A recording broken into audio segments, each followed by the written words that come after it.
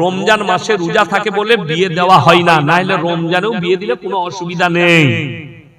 কথা বুঝতে পেরেছেন না? পারেন কেন? স্বামী স্ত্রী মিলামিশার ব্যাপার থাকে, ওই জন্য রমজান মাসে আমরা সচরাচর বিবাহ দিই না। কেন? রমজান মাসে ওই কাজটা থেকে যত দূরে থাকবেন তাও ভালো। কিন্তু আমাদের দেশে অনেকজন আছে তারা আবার এত পরেজগার, রমজান মাসে বইয়ের পাশে সই না, রোজার মাস ওখানে সুবহ কি বলে, এটাকে বলা হয় এঁচড়ে পাকা মাল। মানে হলুদে মানে রোদে পেকে গেছে। কে বললো বইয়ের পাশে শোয়া যাবে না? মাসলা শুনে নাও, মায়েরাও শুনেলেন, স্বামীর সঙ্গে জাদাতি করবেন না। যেমন অনেক মা নফল রোজা রাখে না, রাখে না, নফল রোজা রাখলে মাসলা হচ্ছে স্বামীর কাছ থেকে অর্ডার নিয়ে রাখতে হবে। মায়েরা শুনে রেখে দেন, স্বামীকে বলতে হবে আমি রোজা রাখছি, কালকে নফল রোজা রাখবো। স্বামী যদি বলে কালকে রেখো না, পরশু রাখবে, আপনাকে সেই অর্ডারটাই মানতে হবে, স্বামীর অর্ডারটা। খালি ফরজ ইবাদত আপনাকে অবশ্যই পালন করতে হবে। এই রমজান মাসে আপনি তারাবি পড়লেন, তারাবি পড়ার পরে যদি আপনার যৌন চাহিদা জাগে, আপনি মিলামিশা করলে কোনো দোষের নেই। সেহরি খাওয়ার আগে স্বামী স্ত্রীকে গোসল করে নিতে হবে, ফরজ গোসল, সেহরি খেয়ে নেবেন, কোনো অসুবিধা নেই। এটা হচ্ছে সহি মাসলা। আমাদের দেশে দেখবেন, আমি যখন স্কুলে পড়তাম কি বুঝলেন, তখন অনেক মেয়েরাও পড়তো, একজন রোজা রেখে স্কুল যেত তো খালি এরকম যাই লাগে, আমরা এত থুপ ফেলছিস কেন? বলছি রোজা রেখেছি, আমার দাদি বলেছে থুপ গিলবি না। আমি তো দাদি আগে মার খাবে, কত কষ্ট। থুপ যেভাবে স্বাভাবিক ফেলি স্বাভাবিক পড়বে, গয়ের যদি চলে আসে ওটা গিলা যাবে না, ফেলে দিতে হবে রোজা। বাকি ভেতরের জিনিস কোনো অসুবিধা। থুপ যেমন স্বাভাবিক যায়, স্বাভাবিক যাবে আসবে, অতিরিক্ত থুপ চলে এলে তখন ওটাকে ফেলে দিতে হবে, যেমন আমরা ফেলি। চলো, আমি যেটা বুঝাচ্ছিলাম, মেয়েদের কাছে মাসলা নিতে যাবেন না, বিপদে পড়ে যাবে। মেয়েদের ফতোয়া নিতে যাবেন না, বিপদে পড়ে যাবেন। ওই জন্য মায়ের দিকে অনুরোধ করছি, মায়েরা শোনো, আল্লাহর কাছে যতগুলো পাপ আছে, নিকৃষ্ট পাপ হচ্ছে শিরকের পাপ।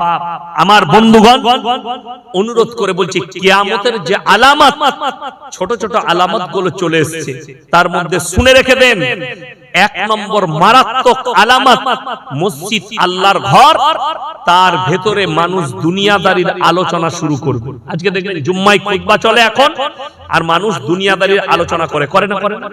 দুনিয়াদারির আলোচনা করছে সমাজে।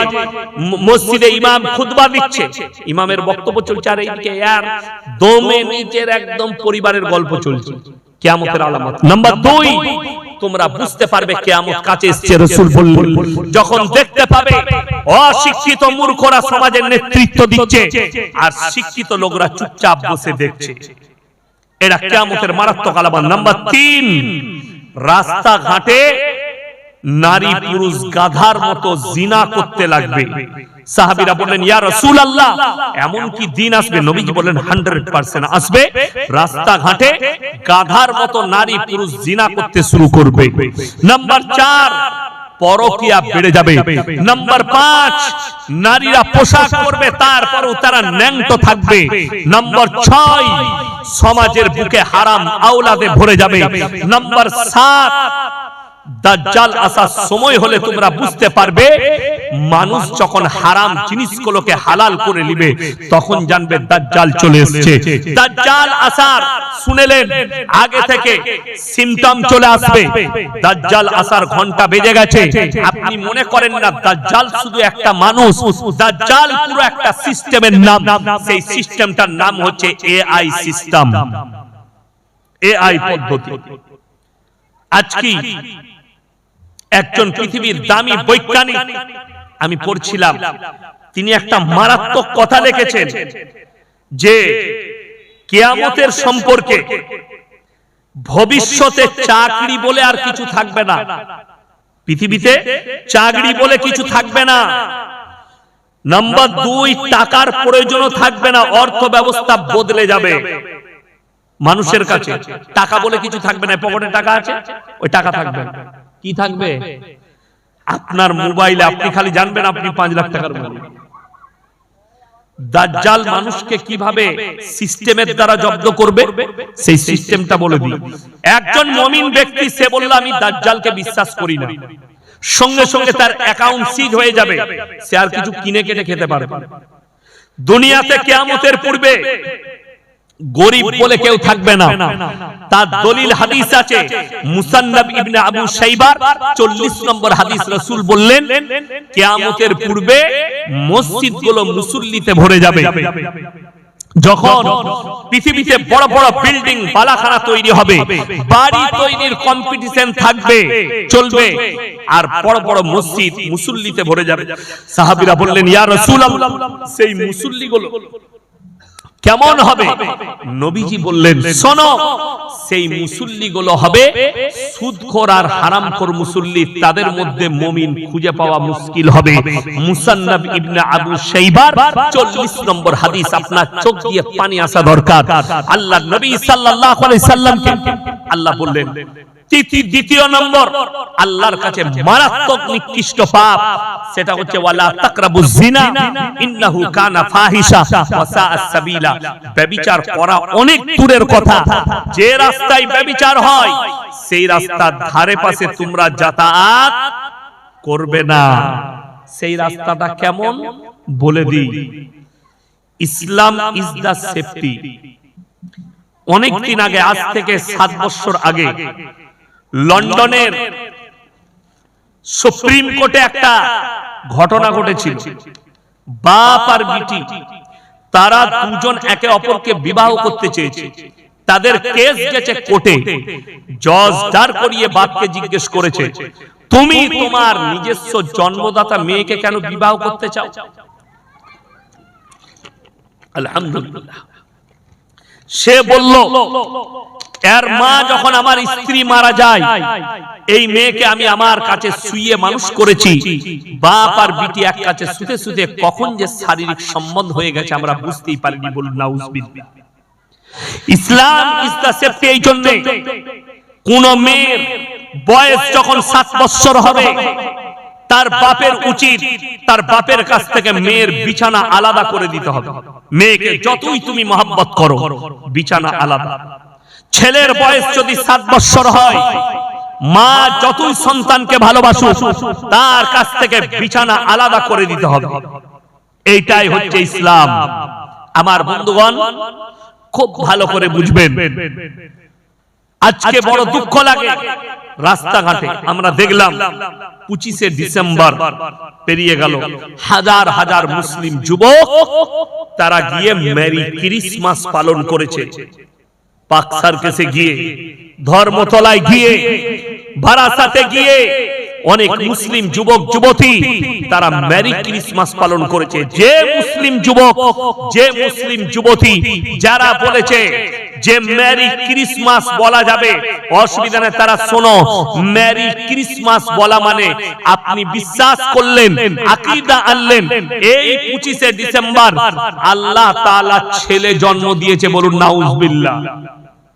আল্লাহর উপরে খ্রিস্টানদের তহমত হচ্ছে আল্লাহ ছেলে জন্ম দিয়েছে, ঈসা মাসিহকে জন্ম দিয়েছে। জোরে বলুন নাউজুবিল্লাহ। এটা আল্লাহর উপরে তহমত। খ্রিস্টানদের ঈমান ততদিন ছিল যতদিন পর্যন্ত ঈসা মাসিহকে নবী বলে বিশ্বাস করেছে। যেদিনে তাদের পণ্ডিতরা বলল ঈসা মাসিহকে যখন আল্লাহ তুলে নিয়েছে, ওটা আল্লাহর বেটা আর মরিয়মের কোনো স্ত্রী ছিল না। এখন যদি বলেন মরিয়ম সম্পর্কে কোরআনে কিছু আছে, সূরা মারইয়াম পুরো একটা সূরা আল্লাহ অবতীর্ণ করেছে। কাদের জন্য? পৃথিবীর মানুষ যেন মরিয়মকে খারাপ চোখে না দেখে, তার উপরে তহমত না দেয়।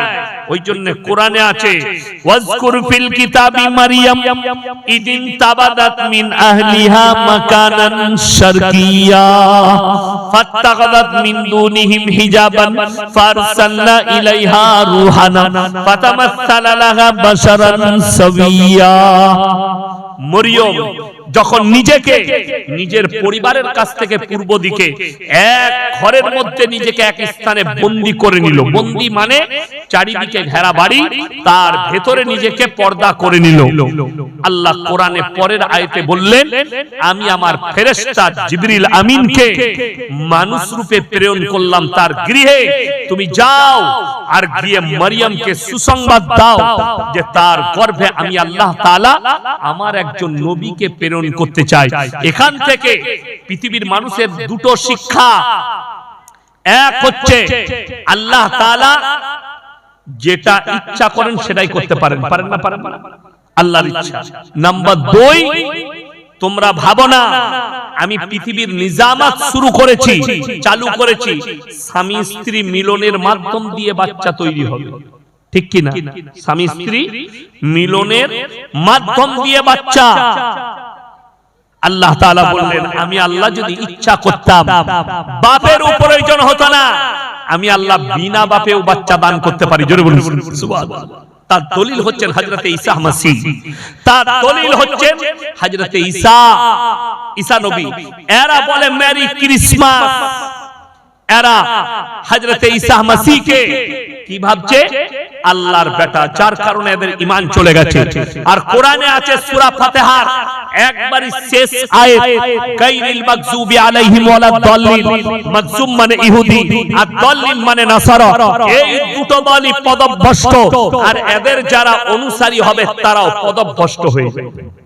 অর্থাৎ 25শে ডিসেম্বর উপলক্ষে কোন অনুষ্ঠানই শরীয়তে জায়েজ নেই। 25শে ডিসেম্বর উপলক্ষে কেক কিনে খাওয়া হারাম, খেতে পাবেন না। পহেলা জানুয়ারি হাজার হাজার মুসলিম যুবক যুবতী তারা ফিস্ট করতে যাচ্ছে, পিকনিক গাড়ি ভাড়া করে জানুয়ারি মাসে পিকনিক করতে যাচ্ছে। আপনারা ইমানদারির সঙ্গে বলুন না, যদি গাড়ি ভাড়া করে ডিজে বাজিয়ে যদি পিকনিক করা যায় হতো, আমাদের মৌলবীদের জীবনে কোনো শখ নেই? কথা বলে না? আছে না নেই? আমি ইয়াসিন, আমিও তো আমার পরিবারকে নিয়ে পিকনিক করতে যেতাম। এই মৌলবী এও তো পিকনিক করতে যেত, কিন্তু আশ্চর্যের বিষয় হারাম হওয়ার কারণে আমরা তো যেতে পারি না। ইসলামে গান বাজনা হারাম। আজকে হাজার হাজার মুসলমান নিজের ছেলে মেয়ের বিয়ে দিচ্ছে, সেই বিয়েতে অবাধে গান বাজনা চলছে। ঠিক বললাম না? আপনাদের এখানে হয় না গান বাজনা? হয়, আগে খুব হতো। ইমাম সাহেব বলছেন এখন কমেছে, আলহামদুলিল্লাহ।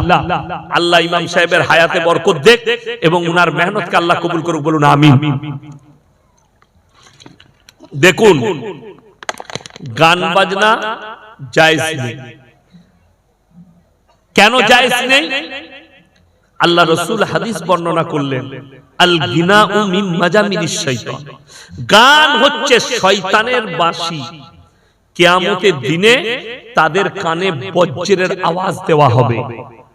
এই যে আমি আয়াত শোনালাম, আপনারা কি মনে করছেন জিনা মানে শারীরিক সম্পর্কটাই জিনা? শুধু না, হাতের জিনা, চোখের জিনা, নফসের জিনা, পায়ের জিনা, কানের জিনা, মুখের জিনা। মেলা কেন হারাম বললাম? জলসা হোক, ওরস হোক, কোন জায়গায় মেলা বসানো যাবে না, হারাম। কেন হারাম? 100টা যুবক ছেলে, 100টা মহিলা একসাথে এক বাজারে। কোরআনে আছে, ইন্নাশ শাইতানা লিল ইনসানি আদুব্বুম মুবিন। শয়তান হচ্ছে মানুষের প্রকাশ্য একজন দুশমন। যখনই ভিড় লাগবে, শয়তান পুরুষ মানুষকে বলবে ভিড় আছে চালিয়ে দে, এরকম করে দিবে, নাহলে হাতটা মেরে দিয়ে পাঠিয়ে দিবে। আপনি মনে করলেন কেউ দেখেনি, আপনি কোন নারীকে চোখের দ্বারা ইশারা করেছেন, কোন নারী আপনাকে চোখের দ্বারা ইশারা করেছে জিনা করার, আপনি মুখের দ্বারা। আমাদের মুসলিম যারা স্কুল কলেজের ছেলে মেয়ে আছো, তাদেরকে বলে যায় ইসলামী শরীয়তে লিভিং হারাম, প্রেম হারাম, যেটা তোমরা করছো ওটা হারাম, ওটা জিনা করা হচ্ছে। নারী পুরুষরা শুনে নাও, আর এই জিনার পাপ মারাত্মক পাপ। আল্লাহ কোরআনে সূরা আপনার মুমিনুনে বলেছেন যারা সীমা লঙ্ঘন করবে, নিজের লজ্জা স্থানকে জিনায় কাজে লাগাবে, আমি তাদেরকে জাহান্নামে নিক্ষেপ করব। সীমা লঙ্ঘনকারী, সীমা লঙ্ঘনকারী কারা? যারা নিজেদের লজ্জা স্থানের হিফাজত করেন, জিনা করে ফেলে। এরপর যারা মনে করছেন আমি হাতের দ্বারা পাপ করেছি, কেউ দেখেনি। যারা মনে করছেন চোখের দ্বারা পাপ করেছি, কেউ দেখেনি। যারা মনে করছেন অন্তরের দ্বারা পাপ করেছি, পৃথিবীর কেউ দেখেনি, তারা কোরআন খুলুন, সূরা ইয়াসিন। আল্লাহ রাব্বুল আলামিন মারাত্মক কথা বললেন, আলিয়াউমা নাখতিমু আলা আফওয়াহিহিম ওয়া তুকাল্লিমুনা আইদিহিম ওয়া তাশহাদু আরজুলুহুম বিমা কানু ইয়াকসিবুন। হে আমার নবী, পৃথিবীর মানুষকে বলো কিয়ামতের দিনে আমি তাদের জবানগুলো সিলাই করে দেব, তাদের হাত কথা বলবে, তাদের চোখ কথা বলবে, তাদের অঙ্গ পতঙ্গকে আমি আল্লাহ কথা বলার যোগ্যতা দান করব। এটা কোরআন। আমি আল্লাহ তাদের অঙ্গ পতঙ্গকে কথা বলার যোগ্যতা দিয়ে দেব, তারা আর পালাবার রাস্তা খুঁজে পাবে না। আমার বন্ধুগণ, আমার ভাই, নারী দিকে মায়ের দিকে বলে যাচ্ছি, ইসলামে পর্দা ফরজ না ফরজ নয় বাবা? ফরজ। এখন অনেক শিক্ষিত গুয়ার বেরিয়েছে মুসলিমদের, স্কুল কলেজে যায়, পড়াশোনা করেছে, কিন্তু তারা তার মধ্যে গুমরা। তারা কি বলছে? আরে এই মৌলবীরা মিথ্যা কথা বলছে। ইসলামের মেয়েরা, নবীর বিবি, সাহাবীর বিবিরা ব্যবসা করেছে। এটা সত্য না মিথ্যা বাবা? কথা বলেন না। সত্য।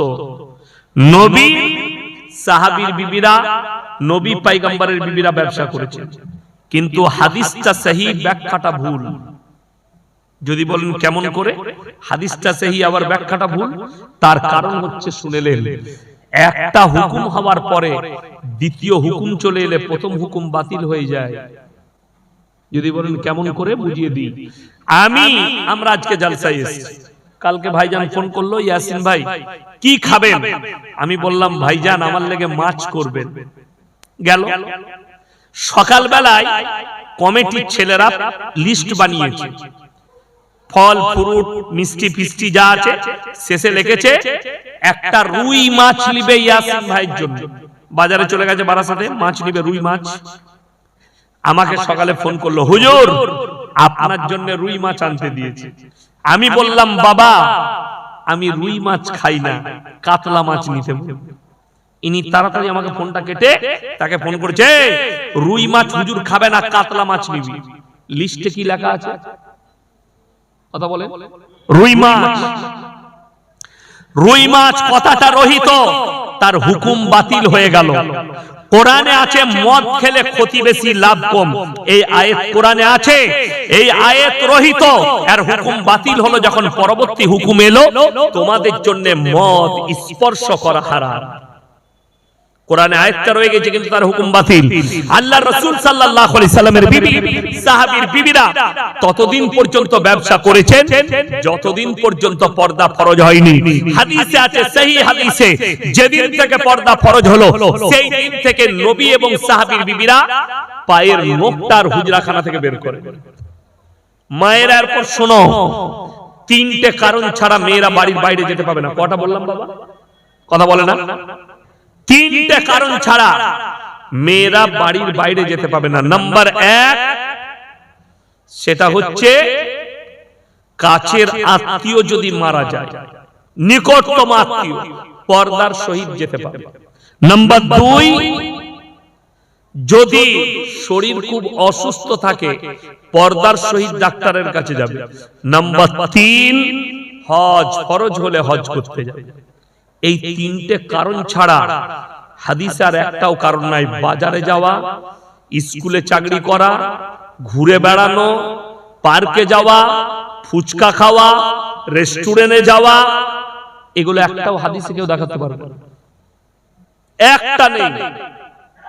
যদি বলেন নবীজির জামানায় রেস্টুরেন্ট ছিল না, তোমার জানাই নাই, নাম পাল্টিয়ে গেছে। রাসূল সাল্লাল্লাহু আলাইহি সাল্লামের যুগে হাম্মাম ছিল, হাম্মাম, হাম্মামে তাবদীল হচ্ছে 5 স্টার হোটেল, সেটাই হচ্ছে হাম্মামে তাবদীল। যদি তাবদীল করা হয়, হাম্মামের তাবদীলটাই হচ্ছে 5 স্টার হোটেল। নবীজির যুগে লোকরা চারিদিকে বসতো আর মধ্যখানে শরীর ন্যাংটো করে ড্যান্স করতো, তার উপরে পয়সা ছড়ানো হতো, সেখানে খাবার দাবারের আইটেম হতো, মদের ফোয়ারা চলতো। এই নিমতা থানায় একটাও মুসলমান সুদখোর নাই তো? কথা বলে না? নাই তো? জলসা করে করবেন কি? এত জলসা, এত মিলাদ, এত আপনার মাদ্রাসা, এত দাওয়াত ও তাবলীগের মেহনত, তারপরও বেঈমান কাফেররা কামিয়াবি লাভ করেছে, আমরা না। যদি বলেন দলিল, বড় কষ্ট লাগে। সুদটা যে হারাম ইসলামী শরীয়তে, এটা কি কোনো মৌলবীরা বলেছেন? এটা কোরআনের কথা। কথা বলে না? কোরআনের কথা। ওয়াহাল্লাল্লাহুল বাইয়া ওয়া হারামার রিবা, সুদ তোমাদের জন্য হারাম করেছি, ব্যবসাকে হালাল করেছি। জোরে বলুন সুবহানাল্লাহ। আপনি ব্যবসা করুন হালাল, সুদ পাক্কা হারাম। কোন ব্যক্তি যদি হারাম জানার পরে সুদ খায়, সে যেন আল্লাহর সঙ্গে যুদ্ধ ঘোষণা করে দিল। যে লোক আল্লাহর সঙ্গে যুদ্ধ ঘোষণা করবে, এই লোক আর মুমিন থাকতে পারে বাবা? কথা বলে না? মুমিন থাকতে পারে না। রাসূল সাল্লাল্লাহু আলাইহি সাল্লামের হাদিস, কোন ব্যক্তি যদি একবার সুদ খায়, নিজের মায়ের সঙ্গে জন্মদাতা মায়ের সাথে 36 বার জিনা করার সমান পাপ হবে। বলুন নাউজুবিল্লাহ। কার সঙ্গে বললাম? নিজের জন্মদাতা মায়ের সঙ্গে 36 বার জিনা করার সমান পাপ হবে। হয়ে গেল। আশা করি আপনাদের এই নিমতা থানায় একটাও মা বোন গ্রুপ লোন, বন্ধন লোন করেন? কথা বলে না? আপনাদের এখানে নাই তো গ্রুপ লোন, বন্ধন লোন? কোন মালটা বললেন না? হ্যাঁ, তোমার তো দূরের কথা। আমি কদিন আগে ত্রিপুরায় ছিলাম, কেউ লাইভ দেয়নি তো? লাইভ চলছে? দেখো তো কোনটা। যাই হোক, আমি এক সপ্তাহ আগে গুয়াহাটিতে ছিলাম, একটা জলসা, একটা ত্রিপুরায়। গুয়াহাটি, তারপরের দিন ত্রিপুরা, আগরতলা। কালকে আমি বারুইপুরে জলসা করেছি, আজকে আপনাদের এখানে। তো আমি গুয়াহাটিতে জিজ্ঞেস করলাম যে আপনারা আসামের মানুষ, যাই হোক, এখানে মুসলমানদের কাছে বন্ধন লোন, গ্রুপ লোন নাই, বলে হুজুর বেশি আছে। যা বুঝে করে। তার মানে গোটা ভারতবর্ষে এই বিষটাকে ছড়ানো হয়েছে। সুদ দেওয়াও হারাম, সুদ নেওয়াও হারাম। এখন অনেক মা বোন বলবেন, অনেক মুসলমান বলবে, হুজুর আমার অভাব যাচ্ছে, আপনি কি ধার দিবেন? আপনি কি টাকা দিবেন? তো গ্রুপ লোন নেব না, তা কি করব? আমাদের সমাজে সব থেকে কম বেতন কার বাবা? কথা বলে না? ইমামের। আপনার বেতন কত হুজুর? 7,000। তাহলে ইমাম সাহেবের 7,000। একটা মানুষ টোটো চালায়, টোটো বারাসাত যায় আর আসে, হাই রোড যায় আর আসে, দিনে 1000 টাকা রোজগার করছে। আপনি 1000 ছেড়ে দেন, 700। 3/7 কত বাবা? 21,000 টাকা। ইমামের বেতন 7,000। তাইলে ইমাম সাহেবের বউ তো আগে গ্রুপ লোন করবে। কথাটা বুঝতে পেরেছেন না পারেননি? নিশ্চয় ইমাম সাহেবের বউ বিবি গ্রুপ লোন করে না, বন্ধন লোন করে না। আর তুমি 21,000 টাকা রোজগার করছো, বলছো আমার বরকত নেই। আমার বউকে বলছে যা বন্ধন লোন লে, গ্রুপ লোন লে। উপকার কি হয়েছে? উপকারটা শুনেলেন। আপনি একটা মুসলমান নিজের বিবিকে দিয়ে গ্রুপ লোন আর বন্ধন লোন করাচ্ছে, মানে সে তার জাহান্নামের রাস্তাটা কনফার্ম করে নিচ্ছে। কি করে? দলিল দিব। হাদিসে আছে দাইয়ুস, দাইয়ুস কোনদিন জান্নাতে যাবে না। দাইয়ুসকে নে নিজের বিবিকে, বিটিকে, মাকে, বোনকে বেপর্দা করে বর পুরুষের কাছে ঠেলে দেয়, বাজারে ঘাটে ঠেলে দেয়, এ হচ্ছে দাইয়ুস। আর এই দাইয়ুস কোনোদিন জান্নাতে যাবে না। আপনার বিবিকে গ্রুপ লোন করার কারণে একটা পর পুরুষের সামনে ঠেলে দিলেন, যা ফর্ম ফিল আপ কর, বন্ধন লোন। আপনি জেলার নাম করব না, রেকর্ডিং হচ্ছে, তারা লজ্জা পাবে। কিন্তু মোবাইলে, ইউটিউব আর ফেসবুকে ভাসছে, গ্রুপ বন্ধন লোন নিয়েছে, টাকা শোধ দিতে পারেনি, সপ্তাহে সপ্তাহে ব্যাংকের লোক আসে, প্রতি সোমবার যেমনি লোকটা আসার সময় হয়, স্বামী পালিয়ে যায়, ঘরে এসে বলছে, ভাবি ভয় নেই না, নে টাকাটা নিতাম তো, সুদটা বাকি আছে, দিচ্ছ না? আচ্ছা, পরের সপ্তাহে নিলেন, একটু চা খান, ডিম সিদ্ধ চা। এই যে খেতে লাগলো সপ্তাহে সপ্তাহে, ঠিক 6 মাস কেটেছে, ওর ডিম সিদ্ধ চাও খেয়েছে, ওর বউটাও নিয়ে পালিয়ে গেছে। এটা আমি মিথ্যা গল্প বলিনি, মোবাইল আর ফেসবুক বলছে, খবর বলছে, রিপোর্ট বলছে। বউ নিয়ে পালিয়েছে, বন্ধন লোন করতে এসে শোধ করে পারেনি, তার বউটাই নিয়ে পালিয়েছে। কত লাভ হলো আমাদের গ্রুপ লোনে? মায়েদের কিছু লাভ হোক আর না হোক, একটা লাভ হয়েছে। 10টা করে মেয়ে গ্রুপ করে, তাদের মধ্যে একজন হেড থাকে, আর 9টা মেয়ে তাকে ম্যাডাম বলে। আর সে মনে করে আমার বিরাট ব্যাপার, এমনি ম্যাডাম হতে পারেনি, সুদ খাবার ম্যাডাম হয়েছে। নাউজুবিল্লাহ। তুমি আল্লাহর কাছে কি জবাব দিয়ে ভাবো? আমি তো জানি এই যারা গ্রুপ লোনের হেড আছে, সেই মেয়েগুলো আমাকে গাল দিবে। তো তোরা গাল দিলে হালাল হবে না? হালাল হবে। যদি হালাল করতে পারে, আল্লাহর কসম খেয়ে বলছি, বুক চাপড়িয়ে তোমার বাপের বেটা কোনো যদি মৌলবি থাকে গোটা 24 পরগনায়, আমি 2 ঘন্টা স্টেজে আছি, নিয়ে এসো, সে বলে দিবে গ্রুপ লোন আর বন্ধন লোন শরীয়তে জায়েজ আছে। আমি আর সমাজের বুকে জীবনে কথা বলবো না, পাইক ক্যামেরা বলছি। আর তা না হলে আমি বলে যাচ্ছি হারাম। যারা নিজের বিবিকে দিয়ে গ্রুপ লোন আর বন্ধন লোন করাচ্ছে, তারা জাহান্নামের ঠিকানাটা নিজেদের রেজিস্টার করে নিচ্ছে। দলিল দিয়ে দিলাম, দাইয়ুস কোনদিন জান্নাতে দিবে না। দাইয়ুসকে, যে নিজের বিবিকে, নিজের পরিবারকে বেপরদা করে পর পুরুষের কাছে ঠেলে দেয়, এরা হচ্ছে দাইয়ুস। মেলা জলসাই বসেছে, হারাম। মেলা বসানো হারাম, যেখানে ছেলে মেয়ে, পর নারী আর পর পুরুষ এক কাছে হবে, শরীয়তে হারাম। কেন? নারীদের ইজ্জতের উপরে একটা পুরো আল্লাহ সূরা অবতীর্ণ করেছে। সূরার নাম হচ্ছে সূরা নিসা। আমার বন্ধুগণ, সুদ হারাম। আপনি বিন্দাস। আরে মৌলবীরা বলছে বলুক, আমি কেন বলছি বলুন তো? আমার ভয় না। আমার চাকরি যাবার ভয় আছে? কথা বলেন, আমার চাকরি যাবার ভয় আছে? ভয় নাই। এগুলো যদি কমিটির ছেলে বলে, হুজুর এত কড়া বক্তব্য দিবে না, তুই বুঝে লিখ, আমি যাচ্ছি, আমার গাড়ি রেডি আছে, চাপবো, পালাবো, পয়সা ফেক, তামাশা দে। আমি কালকে আবার যেখানে যাবো এই কথাটাই বলবো, লিখতে পারলে লিবি, না হলে লিবি। তোকে দাওয়াত দিতে বলেছি। একজন আমাকে প্রশ্ন করছে, রেট করে জলসা করা যাবে মানে হারাম কর, তোকে দাওয়াত কে দিতে বলেছে? তোকে বলেছি আমি দাওয়াত দে? তোকে বলেছে বক্তা, রেট করা বক্তা, যে আমাকে দাওয়াত দিতে হবে? যারা দাওয়াত দিচ্ছে তাদেরকে বল দাওয়াত দিচ্ছে কেন? হ্যাঁ, মৌলবীরা রেট করে পয়সা নিলে গুনাহ। তুমি তোমার পাড়ার ডাক্তারকে জিজ্ঞেস করেছো যে রোগী দেখতে 1000 টাকা ফিস কিসের নিচ্ছেন? কোথায় লেখা আছে হাদিস কোরআনে? তুমি সেবা করার লেগে ডাক্তার হইছো? মাস্টার স্কুলের 6 ঘন্টা ডিউটি করে স্কুলে 90,000 টাকা বেতন দিচ্ছে, তাকে জিজ্ঞেস করো তো এটা জায়েজ কি করে? তোমার বেটাকে ফ্রি টিউশনটা পড়াই না সেবা? আমাদের সঙ্গে পাঙ্গা নিতে এসো না, নাংটা করে ছেড়ে দেবো। যারা এরকম ঝামেলা করছো ফেসবুক আর ইউটিউবে, পাঁইতারা মারছে, টাকা নিয়ে যাবে না, জায়েজ নাই। বাপের বেটা হলে যেখানে জলসায় যাবে একবার সামনে এসে দেখবি, সামনে এসে বলবি। মেদিনীপুরে বলেছিলাম, তাকে খুঁজে পাওয়া যায়নি, এমন জায়গায় ঢুকিয়েছি তাকে। আমার কথা শুনেলেন? আল্লাহর রাসূল সাল্লাল্লাহু আলাইহি সাল্লামের হাদিস শুনেন।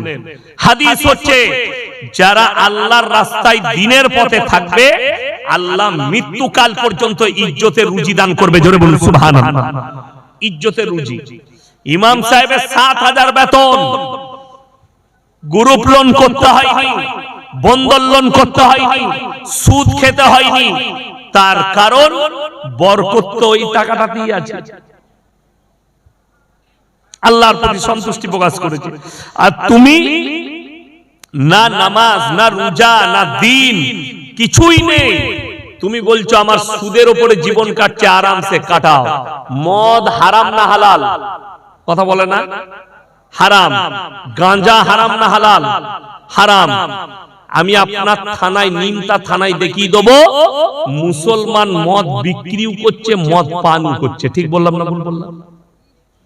আরে চায়ের দোকান, চাচা চায়ের দোকান করেছে, খুব ভালো চা বানায়। হুজুররা গিয়ে, আমরা গিয়ে চা খাচ্ছি, চা দাও তো বাবা, ভালো চা বানিয়ে দিয়েছে। আর একজন লোক এলো, ভাই একটা চা দে, আর একটা দিস। আমরা চিন্তা করলাম আল্লাহ, চা দিবি আর একটা দিস, ওই আর একটা মালটা কি? ও মনে করে মৌলবীরা বুঝবে, ওইটার নাম হচ্ছে গাঁজার পুড়িয়া। হারামখোর চায়ের দোকান চালাচ্ছে, তার সাথে সাথে গাঁজার পুড়িয়া বেশি। এখন এই সুদখোরকে হারামখোর বললে, আমার বর্ধমান টাউনে একজন ফোন করে বলছে, হুজুর আপনি হারামখোর শব্দটা বলেন না, খুব খারাপ লাগে। আমি বললাম, ওরে হারামখোর, যে মদ খাই তাকে কি বলবো তুই আমাকে শিখিয়ে দে। আল্লাহর ওলি বলবো না মুমিন বলবো? তুই শিখা। যে লোকটা সুদ খায় তাকে কি বলবো তুই শিখিয়ে দে ভাষাটা। তখন বুঝতে পারলাম ও মালু ওই সুদখোর মাল, তা না হলে তার গায়ে লাগবে না। সমাজকে জিজ্ঞেস করো না, যে হারাম খায় তাকে কি করে মুমিন বলবে? হারাম, মদ হারাম, গাঁজা হারাম, হিরোইন হারাম, হাফিং হারাম, মুসলমান বেচছে, পান করছে।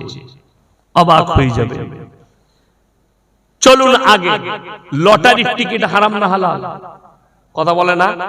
হারাম। আমি আপনার বাজারে দেখিয়ে দিব, সকালবেলায় মুসলমান লটারির টিকিট বিক্রি করছে আর মুসলমান লটারি কিনছে। ঠিক বললাম না ভুল বললাম? যদি আমার গল্প, আমার আওয়াজ কোন লটারিওয়ালার কাছে যাচ্ছে, কিংবা কোন লটারিওয়ালার বউ জলসায় বসে আছেন, শুনে রেখে দেন রাসূলের হাদিস, সেই সন্তানরা নেক হতে পারে না যারা নিজেদের সন্তানের মুখে হারাম লুকমা তুলে দিবে। তোমার সন্তান যতই তুমি শিক্ষা দাও, নেক হবে না, যেহেতু তার পেটে হারাম খাবার ঢোকাচ্ছে। সুদখোরের বেটা নেক হতে পারে না, গাঁজাখোরের বেটা, গাঁজা ব্যবসায়ীর বেটা নেক হতে পারে না, যেহেতু তার পেটে হারাম লুকমা যাচ্ছে, হারাম লুকমা। ওই জন্য অনেকজন বলে, যারা আমার বাবাজি আছেন, নামাজি আছেন, শুনে যান, যে ভাই ইসলামে জাত বিচার নেই, ও বিয়ে দিতে হবে না। আপনি যে সন্তানের সঙ্গে বিয়ে দিচ্ছেন, যার বেটার সাথে বিয়ে দিচ্ছেন, আগে সর্বপ্রথম খোঁজ নিতে হবে তাদের পরিবারে ইনকামটা হারাম থাকে না হালাল থাকে, তবে আপনি বিয়ে দিবেন। আমাদের দেশের লোক এইটা দেখি কার টাকা কত বেশি আছে, টাকা বেশি বিয়ে দিয়ে দাও। আমার বন্ধুগণ, লটারির টিকিট কোন বাপের